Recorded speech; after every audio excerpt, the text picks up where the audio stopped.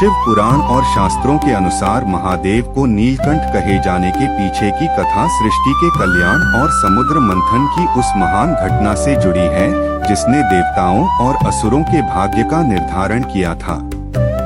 बहुत समय पहले की बात है जब दुर्वासा ऋषि के श्राप के कारण इंद्र और समस्त देवता श्रीहीन और शक्तिहीन हो गए थे। स्वर्ग का वैभव लुप्त हो गया था और असुरों ने स्वर्ग पर अधिकार कर लिया था।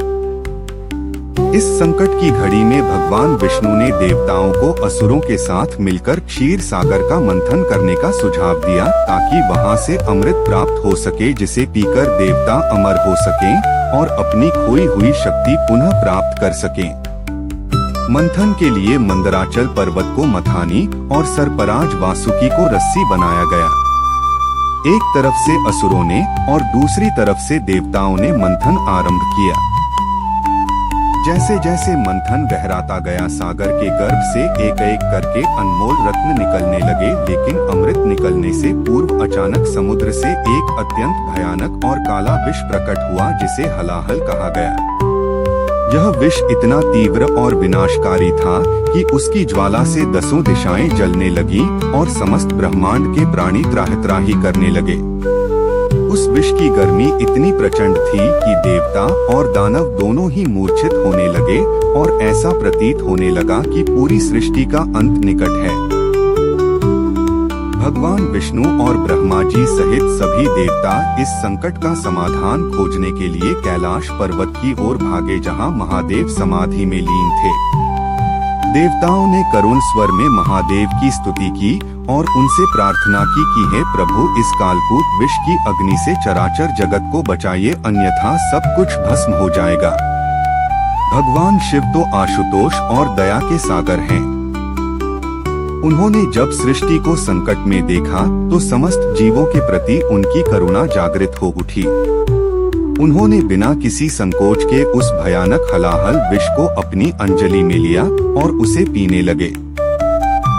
विष इतना शक्तिशाली था कि वह महादेव के शरीर के भीतर जाकर उन्हें क्षति पहुंचा सकता था और यदि वह उसे बाहर गिरा देते तो धरती का नाश हो जाता। इस दुविधा को समाप्त करने के लिए माता पार्वती ने अपनी दिव्य शक्ति का प्रयोग किया और महादेव के कंठ को स्पर्श किया। उन्होंने उस विष को शिव जी के गले से नीचे नहीं उतरने दिया। इस तरह महादेव ने उस विष को अपने गले में धारण कर लिया और सृष्टि को विनाश से बचा लिया। उनके गले के इस नीले रंग के कारण ही देवताओं ने उनकी जय जयकार की और उन्हें नीलकंठ के नाम से संबोधित किया। विष के प्रभाव से महादेव के शरीर में अत्यधिक ताप उत्पन्न हो गया था जिसे शांत करने के लिए उन्होंने चंद्रमा को अपने मस्तक पर धारण किया और देवताओं ने उनके ऊपर निरंतर जल की धारा प्रवाहित की ताकि उन्हें शीतलता प्राप्त हो सके।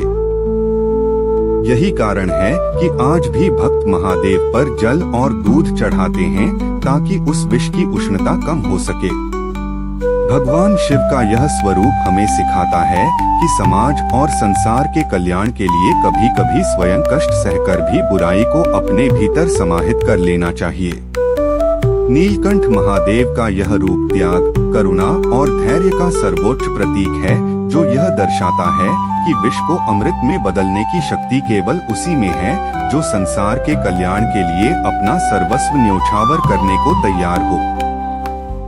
आज भी जब हम नीलकंठ महादेव का स्मरण करते हैं तो हमें उस महान बलिदान की याद आती है जिसने इस ब्रह्मांड को राख होने से बचाया था और देवताओं को अमरता का मार्ग प्रशस्त किया था।